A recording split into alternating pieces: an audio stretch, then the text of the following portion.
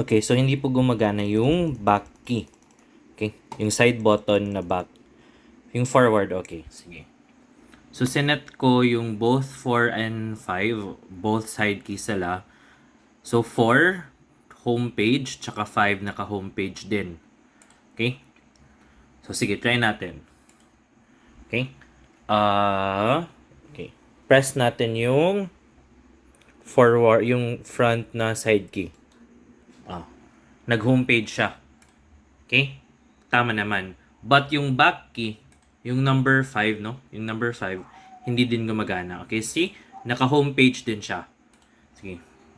Shopee din natin ulit. Okay, Shopee. Okay, sige.